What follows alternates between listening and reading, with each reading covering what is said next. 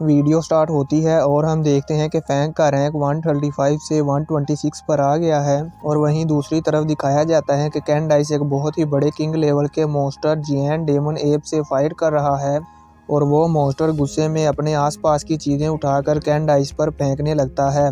तो कैंडाइस बड़ी ही आसानी से उनसे बच जाता है। तो वो मॉन्स्टर एक कार को उठाकर कैंडाइस पर बहुत ज़ोर के साथ मारता है, पर कैंडाइस अपनी स्वॉर्ड को यूज़ करते हुए उस कार को सेंटर से काट देता है। तो ये देखकर वो मॉन्स्टर उसको अपने हाथों से मारकर अपने पास आने से रोकने की कोशिश करता है, पर कैंडाइस अपनी स्वॉर्ड से उसके हाथ पर अटैक करता है, जिससे उस मॉन्स्टर के हाथ पर कट लग जाता है और वो मॉन्स्टर अपने हाथ को देखने लगता है। तो इस मौके का फायदा उठाकर कैंडाइस उसकी गर्दन पर अपना पावरफुल अटैक करता है और इस अटैक से ही वो मॉन्स्टर डेड हो जाता है और इससे कैंडाइस के पॉइंट्स भी बढ़ जाते हैं।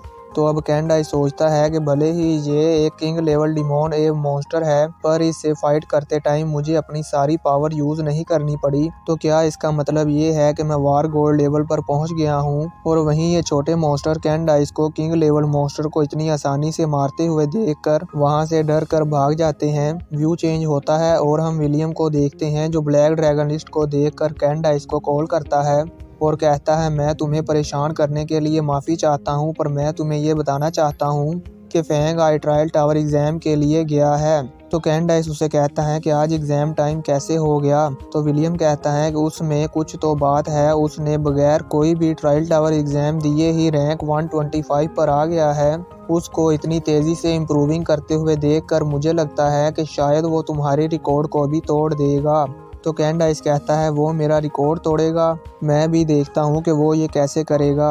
और गुस्से से अपनी स्वॉर्ड एक मॉन्स्टर की तरफ किक करता है, जिससे वो स्वॉर्ड जाकर उस मॉन्स्टर के गले पर लगती है और उस मॉन्स्टर का सर धड़ से अलग हो जाता है। यहाँ से हमें ये पता चलता है कि कैंडाइस भी बहुत ज़्यादा पावरफुल है और इसका निशाना कभी भी मिस नहीं होता। व्यू चेंज होता है और हम फैंग को देखते हैं, जो वर्चुअल वर्ल्ड में एक बहुत ही बड़े और पावरफुल ड्रैगन मॉन्स्टर से फाइट कर रहा था।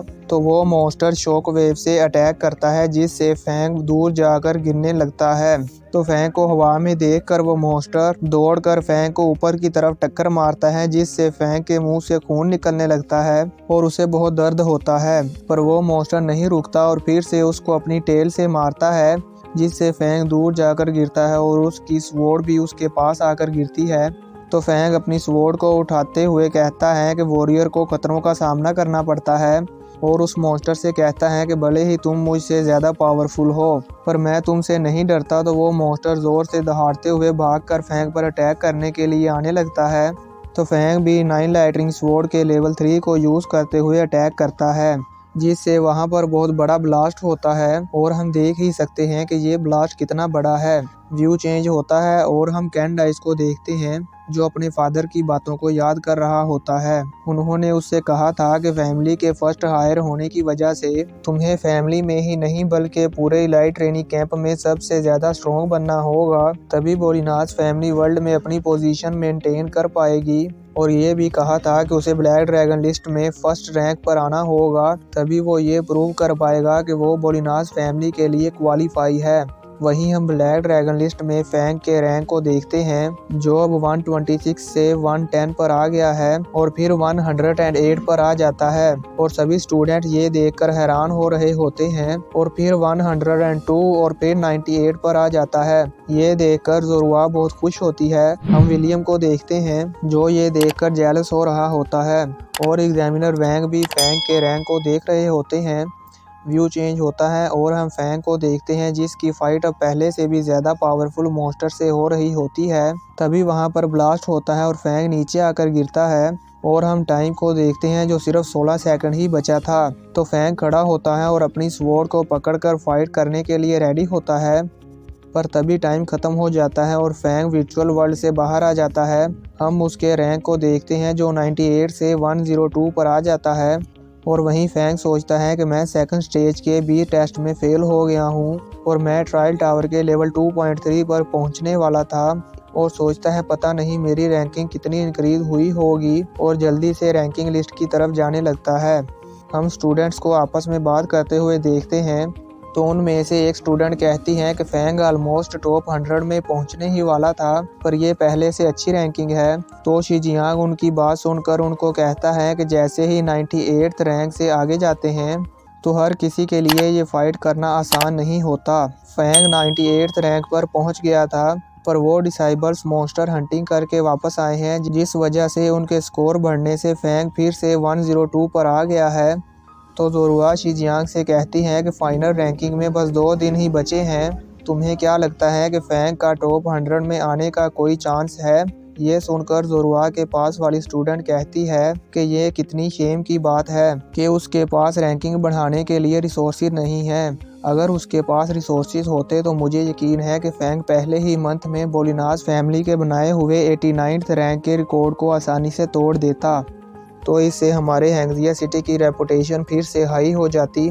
तभी वहाँ पर कैंडाइस आ जाता है, तभी सारे स्टूडेंट साइड हो जाते हैं, क्योंकि वहाँ पर फैंग भी आ गया था। तो फैंग आगे आकर अपना रैंक देखता है।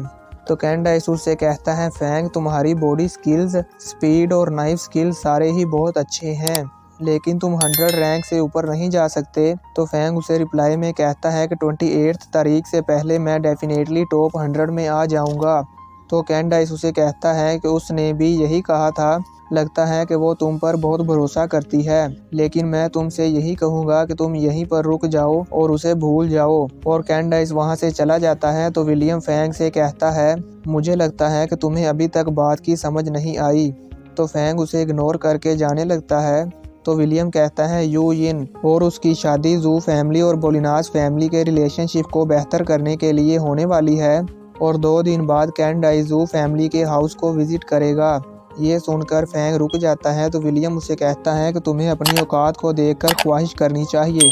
इस वर्ल्ड में ब्लैक ड्रैगन लिस्ट की तरह ही रैंकिंग है और तुम्हारी पोजीशन में फ़र्क साफ नज़र आ रहा है, पर कैंडाइस के पास बोलिनास फैमिली का रॉयल ब्लड है और वो पैदा ही जीनियस हुआ है। और तुम खुद को देखो, जो कि एक छोटे से शहर की बिल्डिंग से आए हो और तुम्हारी कास्ट तुम्हें खुद भी नहीं पता, और तुम एक नोबल फैमिली में शादी करना चाहते हो। फैंग को ये सब सुनकर बहुत गुस्सा आता है और जोरुआ भी विलियम को ये सब कहने से रोकने के लिए जाने लगती है, पर शीजियांग उसे रोक लेता है। तो विलियम फैंग से कहता है, सिर्फ अमीर लोग ही अमीर लोगों से शादी करने के लिए एलिजिबल हैं।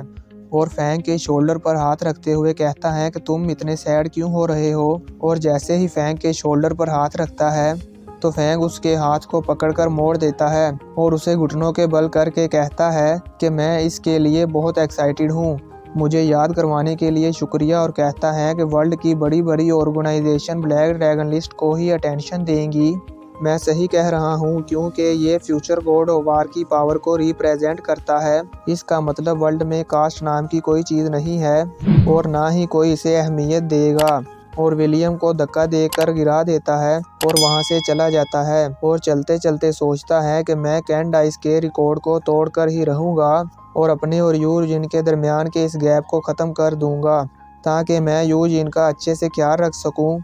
तो दोस्तों, देखेंगे नेक्स्ट पार्ट में क्या होगा। क्या फैंग कैंडाइस के रिकॉर्ड को तोड़ पाएगा या नहीं? आप दोस्तों को क्या लगता है, मुझे नीचे कमेंट करके ज़रूर बताएं। और मैं आप सबके कमेंट्स को रीड करता हूं, इसलिए आप अच्छे अच्छे कमेंट कर दिया करो ताकि मुझे मोटिवेशन मिले और मैं आप सब के लिए जल्दी से जल्दी नेक्स्ट वीडियो लेकर आऊँ। और अगर आपने वीडियो को लाइक नहीं किया तो वीडियो को लाइक कर दो, और अगर आपने चैनल को सब्सक्राइब नहीं किया तो सब्सक्राइब कर लो और बेल नोटिफिकेशन को ऑन कर लो, ताकि जब भी मैं वीडियो अपलोड करूं तो आपको नोटिफिकेशन मिल जाए।